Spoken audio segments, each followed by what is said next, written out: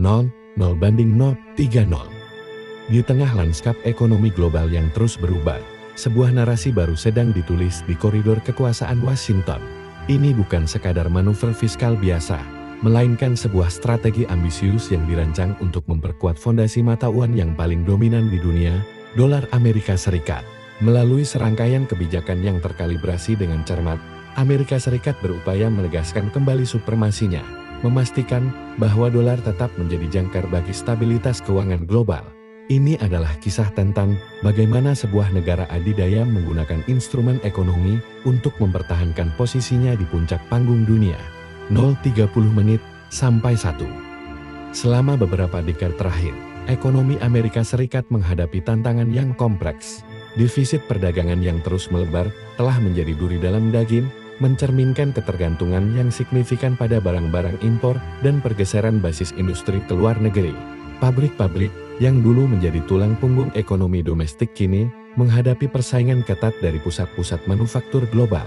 Jaringan keuangan internasional yang semakin terintegrasi, meskipun membawa banyak keuntungan, juga menciptakan kerentanan baru. Kondisi ini menuntut adanya respons kebijakan yang tidak hanya reaktif, tetapi juga proaktif untuk membentuk kembali keseimbangan ekonomi demi kepentingan nasional jangka panjang. 1-2-30 menit. Strategi baru ini dibangun di atas 3 pilar utama. Pilar pertama adalah penyesuaian perdagangan secara strategis. Melalui penerapan tarif yang ditargetkan dan negosiasi ulang perjanjian dagang. Tujuannya adalah untuk mengurangi defisit dan melindungi industri-industri vital di dalam negeri. Ini bukan tentang proteksionisme buta, melainkan tentang menciptakan arena persaingan yang lebih adil dan seimbang bagi produsen Amerika. Pilar kedua adalah penggunaan instrumen keuangan yang inovatif. Pemerintah dan Federal Reserve bekerja sama untuk mengelola aliran modal internasional.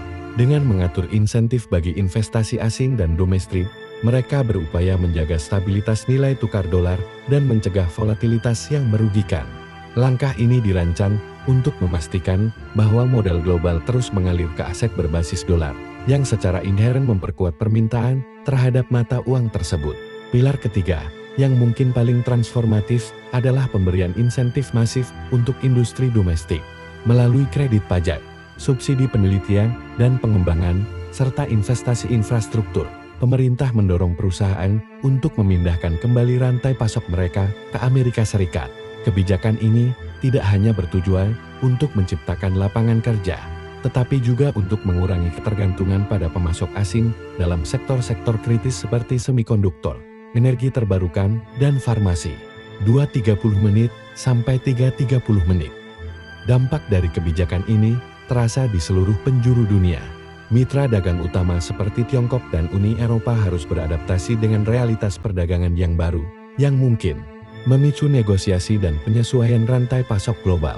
Negara-negara berkembang yang cadangan devisanya didominasi oleh dolar akan memantau setiap pergerakan dengan cermat, karena stabilitas mata uang mereka sangat bergantung pada kekuatan dolar. Tujuan akhir dari semua ini sangat jelas, menjaga peran sentral dolar dalam sistem keuangan global.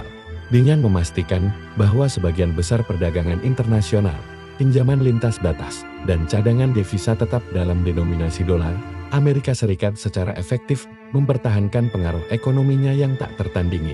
3-30 menit sampai 4. Pada akhirnya, kebijakan ekonomi bukan sekadar angka, melainkan tentang posisi sebuah negara dalam arsitektur kekuatan global. Melalui langkah-langkah strategis ini, Amerika Serikat tidak hanya menavigasi tantangan ekonomi saat ini, tetapi juga secara aktif membentuk masa depan sistem keuangan internasional, memastikan bahwa dolar tetap menjadi episentrumnya untuk tahun-tahun yang akan datang.